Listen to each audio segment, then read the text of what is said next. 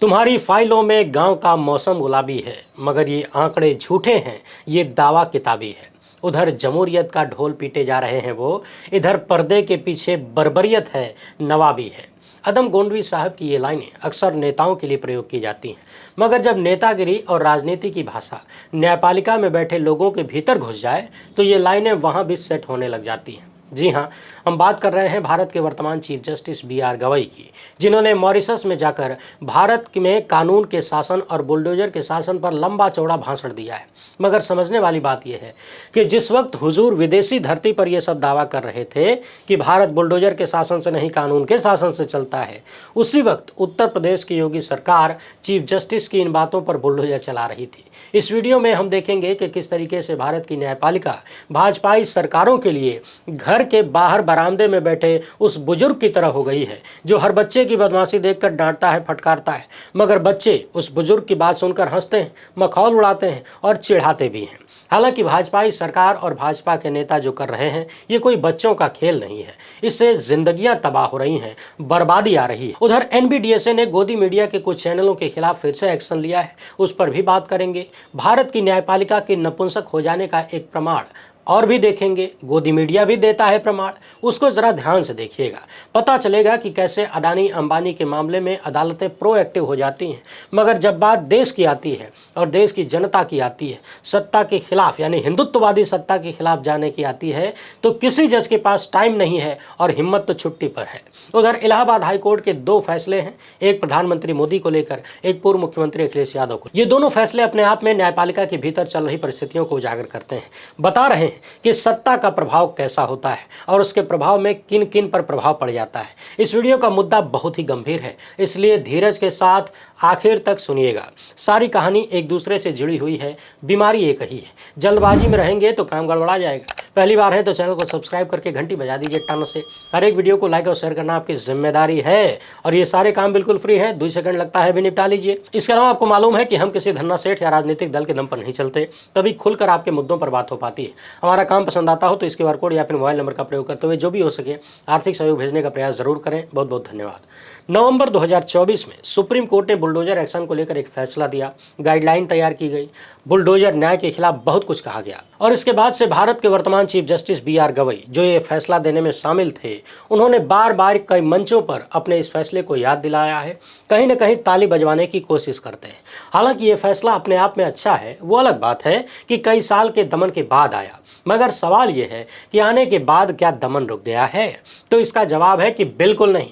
मगर पहले हम जरा ये समझ लेते हैं कि अभी विदेशी धरती पर यानी मॉरिशस में जाकर भारत के सुप्रीम कोर्ट के चीफ जस्टिस ने क्या कुछ कहा है और उनकी बातों में कितना दम है। सवाल ये भी है कि अभी तो चीफ जस्टिस के पास टाइम है, देश में और भी बहुत बड़ी समस्याएं चल रही हैं, उन पर महत्वपूर्ण फैसला देने की बजाय अभी से रिटायरमेंट मोड में काहे आ गए? अपने फैसलों पर ताली तो तब बजवाई जाती है ना जब आदमी जिम्मेदारी से मुक्त हो जाता है।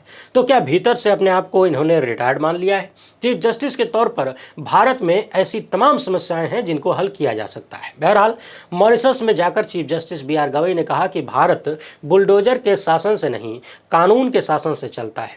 अब पहली बात तो ये कि हुजूर का ये दावा पूरी तरह से सच नहीं है, और दूसरी बात ये कि कहीं न कहीं दुनिया के देशों को भी पता चल रहा है इनके जरिए कि भारत में बुलडोजर का शासन भी है। वैसे हुजूर का ये भाषण सुनने लायक था।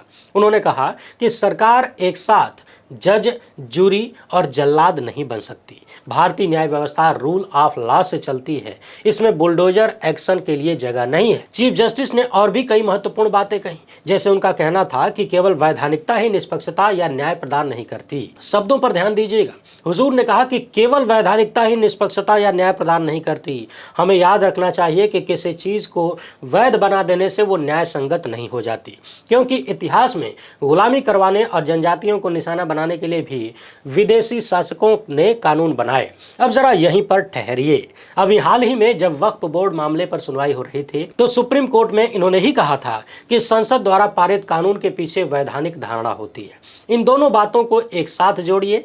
एक तरफ कह रहे हैं कि केवल वैधानिकता ही निष्पक्षता या न्याय प्रदान करने की गारंटी नहीं है, और दूसरी तरफ वक्फ के मामले में कह दिया कि संसद द्वारा बनाए गए कानून के पीछे वैधानिकता की धारणा होती है, और यह धारणा बाद में किस तरह से फैसले में आई वो भी आपने देखा। अंतरिम फैसला तो आपको याद ही है, नहीं याद है तो चैनल पर जाइए, पुरानी वीडियोज में देखिए किस तरीके से सरकार की लगभग हर बात को मान लिया गया। कथनी और करनी में जो बड़ा फर्क दिख रहा है, इससे आप क्या शब्द देना चाहेंगे, मैं आप पर छोड़ता हूं। चीफ जस्टिस ने कहा कि कानून का शासन केवल नियमों का ढेर नहीं है, ये एक नैतिक और आचारिक ढांचा है जिसे समानता बनाए रखने और मानवीय गरिमा की रक्षा के लिए तथा जटिल समाज के मार्गदर्शन के लिए डिजाइन किया गया है। शब्दों पर ध्यान दीजिए। हुजूर ने कहा कि कानून का शासन केवल नियमों का समूह नहीं है, ये एक नैतिक और आचारिक ढांचा है, यानी कानूनों का पालन नैतिकता के साथ होना चाहिए।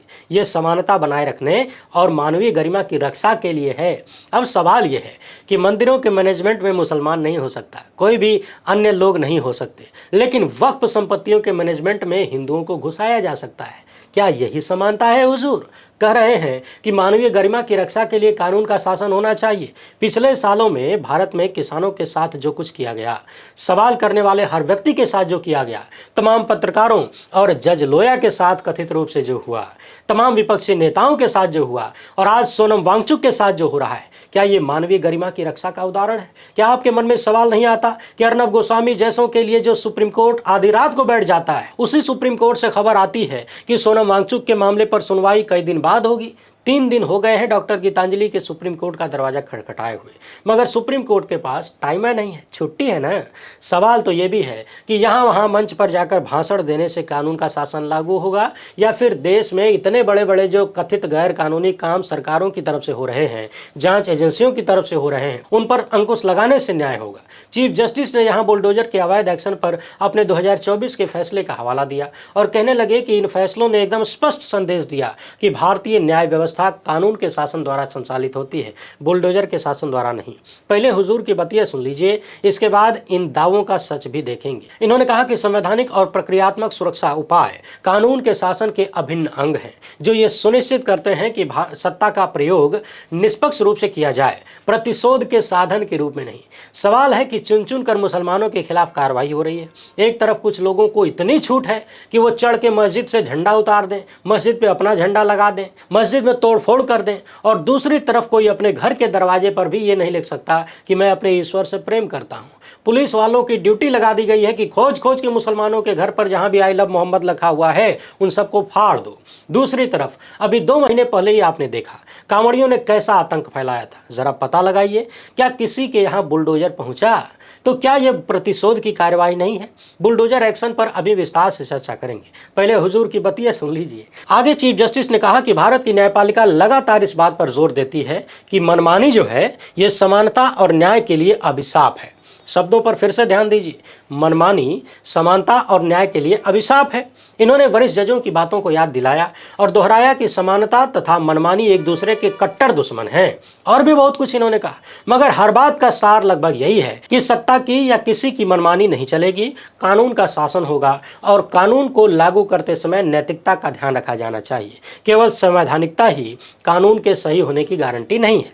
और दावा कर दिया कि भारत बुलडोजर के शासन से नहीं, कानून के शासन से चलता है। मगर चिंताजनक बात यह है कि जिस वक्त हुजूर ये दावा कर रहे थे विदेशी धरती पर, उसी वक्त भारत में डबल इंजन की सरकार यानी रामराज्य में ये सब चल रहा था। उत्तर प्रदेश के बरेली में 26 सितंबर को आला हजरत दरगाह और आईएमसी प्रमुख मौलाना तौकीर रजा खान के घर के बाहर आई लव मोहम्मद के पोस्टर लेकर जमा हुए लोगों के एक ग्रुप द्वारा विरोध प्रदर्शन किया गया। इसी सिलसिले में डॉक्टर नफीस की गिरफ्तारी के बाद उनकी संपत्तियों पर बुलडोजर चलाया गया। सवाल है कि क्या भारत के चीफ जस्टिस किसी और दुनिया में रहते हैं? क्या उन्हें मालूम नहीं कि किस तरीके से उनके फैसलों को भाजपाई सरकारें अपनी जूतों के नीचे रौंदती हैं? आरोपियों के बारात घर पर बुलडोजर से हमला कर दिया गया। आई लव मोहम्मद जैसे 3 शब्दों को विवाद का नाम दे दिया गया। बरेली में हिंसा भड़की, इसके बाद 1 सप्ताह बाद कथित अवैध निर्माणों के खिलाफ ध्वस्तीकरण अभियान चलाया गया। सवाल है कि अगर ये निर्माण अवैध थे तो अब तक प्रशासन कहां सो रहा था? कौन सा गोला खा के सो रहा था? क्या उन्हें मालूम नहीं था कि कहां कहां अवैध निर्माण है? वैसे हकीकत तो यह है कि अवैध निर्माण की अगर जांच होने लगे तो जो सत्ता में बैठे हैं ना, जिनके इशारे पर बुलडोजर चल रहा है, सबसे ज़्यादा वही लपेटे जाएंगे, क्योंकि कब्जा करने में सबसे आगे वही हैं, सत्ताधारी। मगर सवाल यह है कि जाँच करेगा कौन? वैसे एक बात और बता दें, ये पहला मामला नहीं है जब हुजूर के फैसले के बाद बुलडोजर चला है। बुलडोजर लगातार चल रहा है और ज़्यादा ज़्यादातर भाजपाई सरकारों में ही चल रहा है। बरेली का मामला आपने देखा, नया नवेला है, ताज़ा ताज़ा है। इससे पहले गुजरात के गोधरा में कुछ लोगों पर कथित रूप से असामाजिक होने का आरोप लगाते हुए 35 संपत्तियों को ध्वस्त कर दिया गया।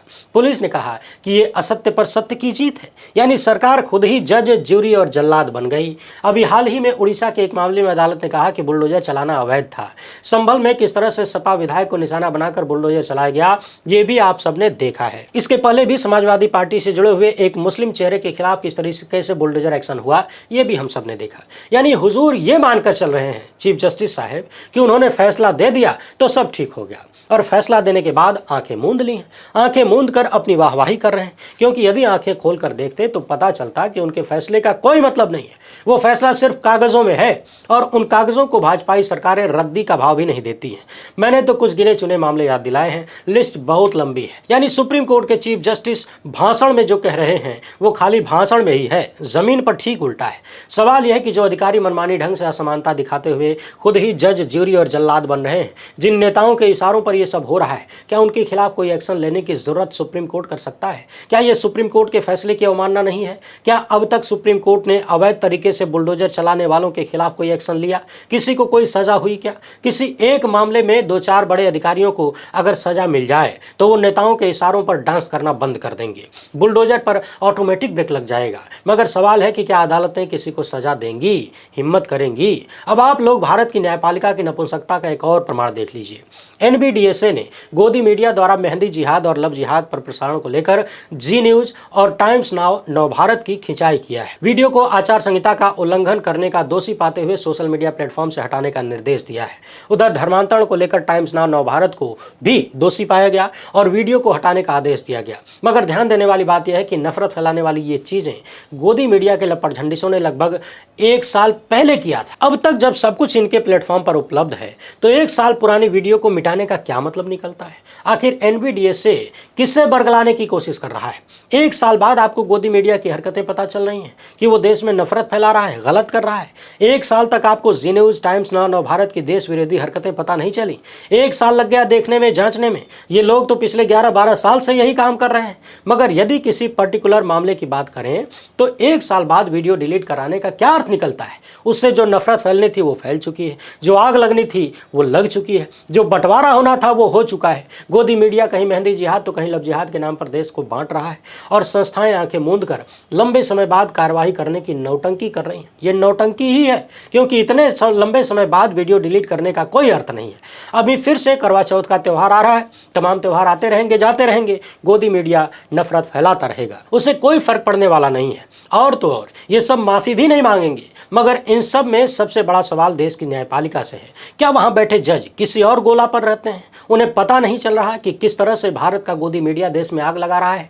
अंबानी के बेटे का मामला आता है तो 20 दिन के भीतर सुप्रीम कोर्ट SIT भी बना देता है, SIT जांच भी कर लेती है, रिपोर्ट भी आ जाती है, बंद लिफाफे में रिपोर्ट सबमिट भी हो जाती है, रिपोर्ट एक्सेप्ट भी कर लिया जाता है, और भविष्य में अंबानी के बेटे को बचाने के लिए एक सुरक्षा कवच भी बना दिया जाता है कि कोई जांच ही नहीं हो सकती।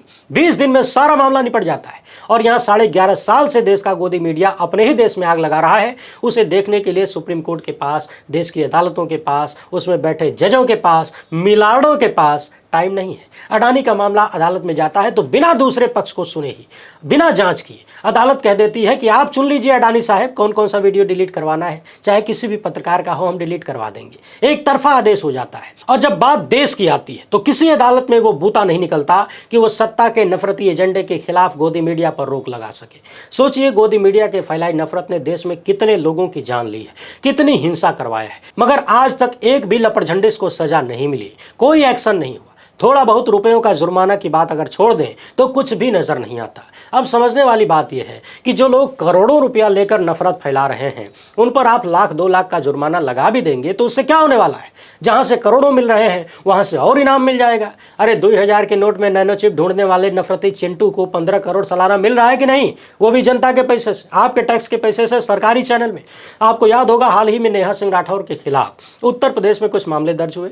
आरोप लगा कि उन्होंने प्रधानमंत्री का अपमान किया। किया। यही बात इलाहाबाद हाईकोर्ट ने भी दोहरा दिया और कह दिया कि मुकदमा रद्द नहीं किया जाएगा। आपने प्रधानमंत्री के लिए डेरोगेटरी मैनर का प्रयोग किया गया, यानी प्रधानमंत्री न हुए भगवान हो गए। और उसी इलाहाबाद हाईकोर्ट का ये दूसरा आदेश देखिए, एक व्यक्ति जिसने पूर्व मुख्यमंत्री अखिलेश यादव की फोटो को गलत तरीके से बनाकर कथित रूप से अपमानित करने का काम किया था, उसकी गिरफ्तारी पर हाईकोर्ट ने रोक लगा दी, उसको सुरक्षा दे दी। टीएमसी सांसद साकेत गोखले लिख रहे हैं कि भारत की न्यायपालिका कैसे काम करती है, इसका एक उदाहरण सिर्फ 10 दिनों के भीतर आए 2 फैसलों में देखिए। इलाहाबाद हाईकोर्ट ने एक कलाकार के खिलाफ मुकदमा रद्द करने से इनकार कर दिया क्योंकि प्रधानमंत्री मोदी का नाम अपमानजनक इस्तेमाल किया गया। वहीं पूर्व मुख्यमंत्री के फर्जी माफ तस्वीर बनाने के आरोपी को सुरक्षा दे दी गई, जहां पर अखिलेश यादव को एक जासूसी के आरोपी के साथ झूठा दिखाया गया था। अदालत वही है, मानक अलग अलग है। यानी सोचिए, सीधे तौर पर शब्दों से सवाल करना अपराध हो गया और कोई किसी की फर्जी तस्वीर बनाकर उसे अपमानित करे तो सब चलेबुल है, और ये भारत की अदालतें कर रही हैं। सवाल है कि चीफ जस्टिस मॉरिशस में जाकर जो समानता की बात कर रहे हैं, क्या अपनी अदालतों के फैसलों में वो समानता देख पाते हैं या फिर देखना ही नहीं चाहते। वैसे आप इस मामले पर क्या सोचते हैं, अपनी राय कमेंट बॉक्स में जरूर रखें। पहली बार है तो चैनल को सब्सक्राइब कर लीजिए। हमसे जुड़ने के लिए बहुत बहुत धन्यवाद।